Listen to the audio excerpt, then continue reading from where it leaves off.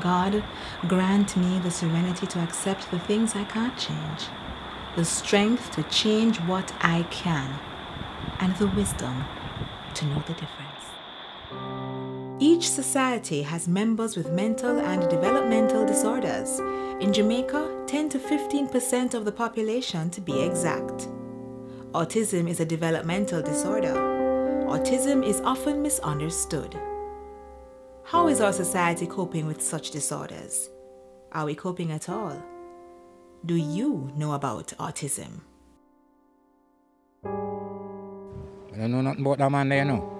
Autism, from what I know it to be, is where the brain isn't fully functional. There seems to be some function, but not all faculties are in place.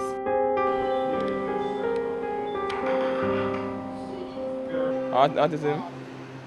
I'm not sure really.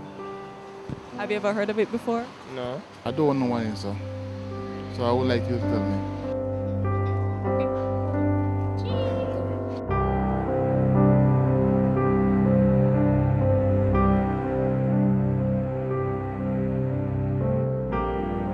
Autism is, right now, the commonest developmental disorder of children.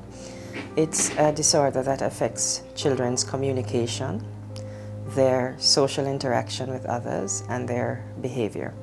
If we take each one of these, when we communicate, we use 3 different ways to communicate. We speak, we understand. The speaking we call the expressive part of our communication. The understanding we call the receptive part of our communication.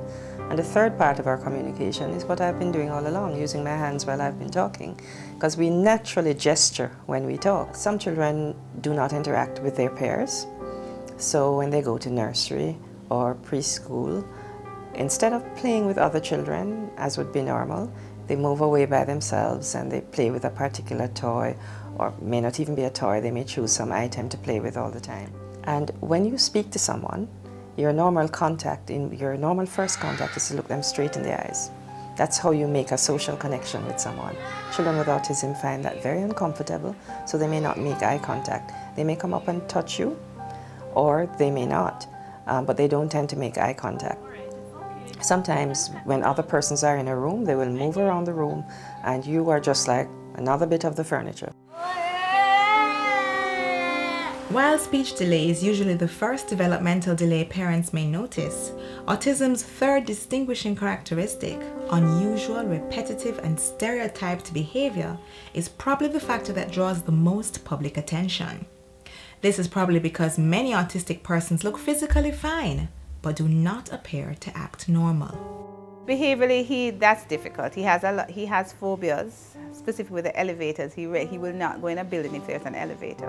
And somehow he just knows that a building has an elevator and he will not go in there. And little things like that. And there are tantrums, and people don't understand why an 11-year-old is screaming on the ground. And if you don't know he's autistic and looking on, he looks like a spoiled child, because he'll want something and you'll say no, and then everything falls apart. You would not know that Quinn has autism, right? He does everything except speak.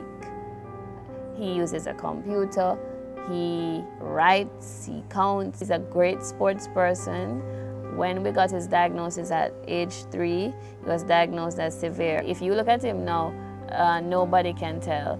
For the most part, the behaviors of persons with autism do not seem very unusual.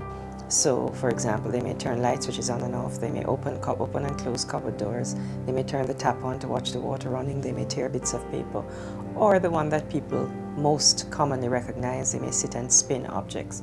Every child does all of these things. What differentiates the child with autism is the frequency and the intensity with which they do these behaviors. Now, stereotyped behaviors mean persons with autism don't like changes in their environment or routine, or even slight changes that neurotypical persons, such as me or you, would consider to be insignificant. One of the major challenges that I've experienced is like cost, right? She only eats chicken and only chicken thighs now. She eats Ovaltine biscuit, juiceful orange juice, bacon. So wherever those are, I'll have to find it. It is important to note, however, that autism is a spectrum disorder. Affected persons can therefore display all or some of the numerous characteristics at varying degrees. Persons on the spectrum are classified from mild to severe. Autism is incurable. The medical community hasn't yet put a finger on the exact cause. The condition is on the rise, and a parent can't prevent their child from developing the disorder. Where is the light at the end of this seeming dark tunnel? Several points of illumination exist, but they sometimes appear only after caregivers act on their first intuition that something is wrong and seek intervention early.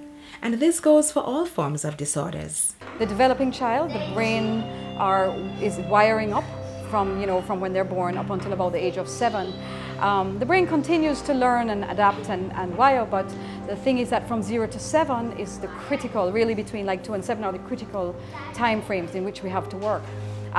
If you start to change things and get language going and get coordination and start to put those wires together properly during those first 7 years, you have much better chances for future progress. Unfortunately, many persons with autism can't seize the opportunities to receive what they need because their caregivers can't afford therapy and specialized schooling. There is only one full-service, government-run assessment, training and therapy center in Jamaica, the Early Stimulation Program. They are confident that with more input from various sectors of society, they can effect a greater change. And just a little help can go a long way. Did you know that some of the materials that we use to teach children with developmental disabilities do not cost a lot?